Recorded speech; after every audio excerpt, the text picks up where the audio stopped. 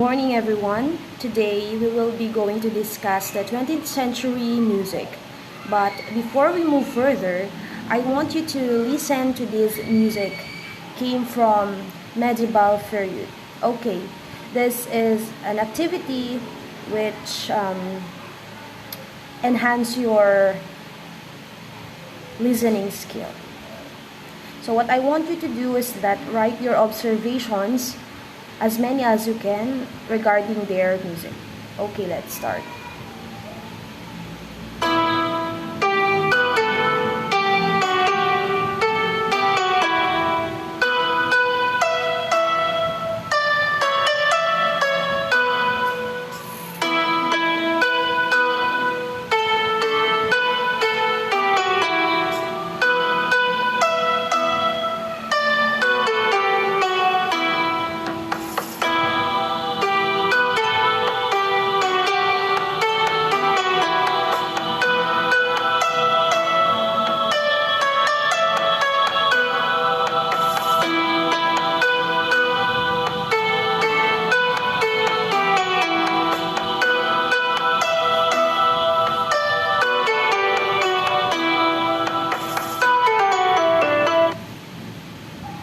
Okay, what I want you to do is that write how you feel while listening the music, or what what have you observed about their music while listening.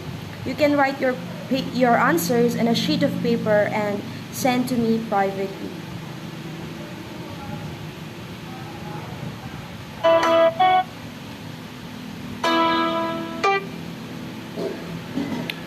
Now we move to the formal discussion, which focuses on famous composers of 20th century. First, we have Claude Debussy. He was born on 1862 and died on 1980.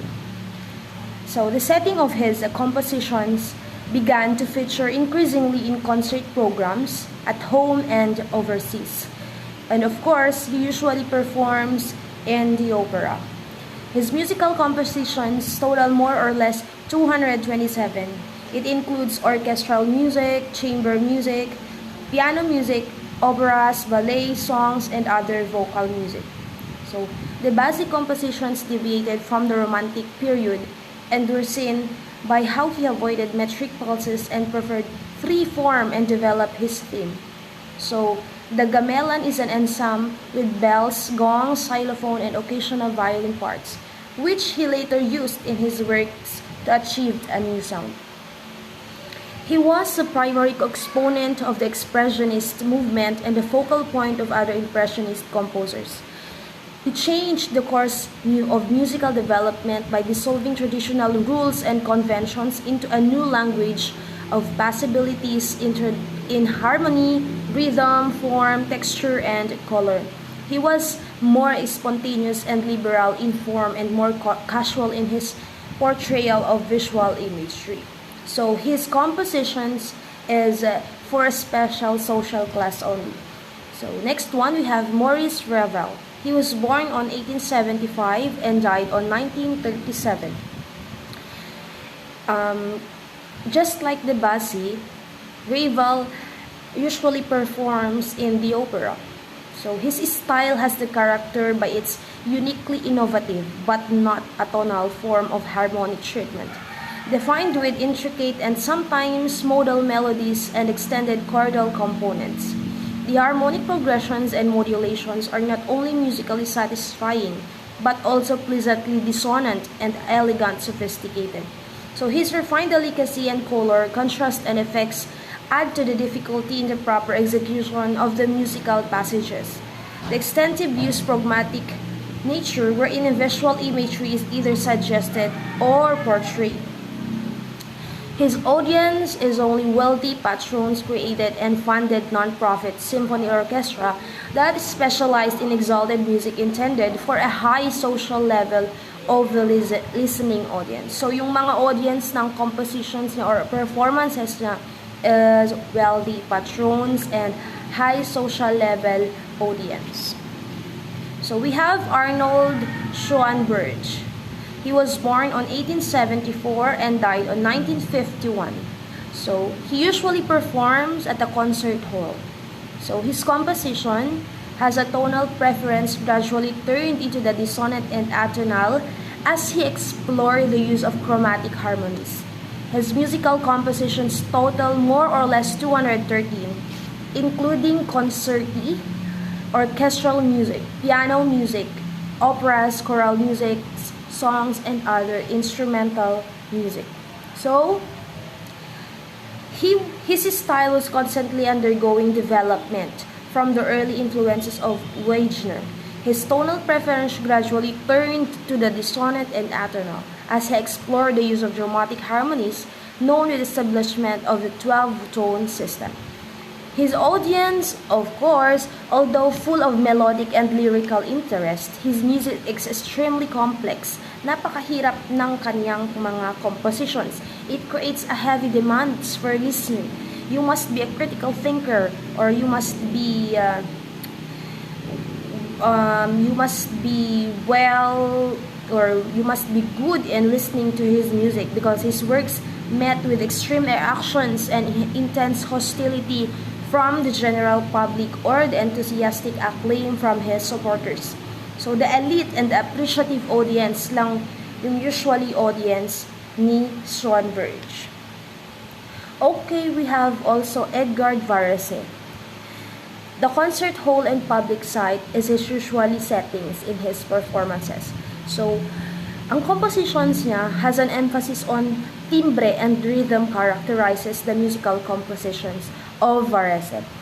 He invented the term organized sound, which means that specific timbres and rhythms are together to capture a whole new definition of sound. So, Varese uses of new instrument and electronic resources made him the father of electronic music. So, nabansagan siyang father of electronic music because of his resourcefulness, and described as the stratospheric colosso of sound because he pioneered and created new sounds that bordered between music and noise. Ang galing, di ba? So, nakaka-create siya ng mga bagong sounds came from music and noise, which he combines para makabuo siya ng bagong musika. So, his audience, it's for the masses and the elite. So, we have also here John Cage. He was born on 1912 and died on 1992. So, his setting, he is through electronics and concert hall. His composition, he prepared piano style, found its way into Cage's sonatas in interludes in 1946 and 1948. A cycle of piece containing a wide range of sounds, rhythmic themes, and hypnotic quality. His involvement in Zen Buddhism inspired him to compose music of changes.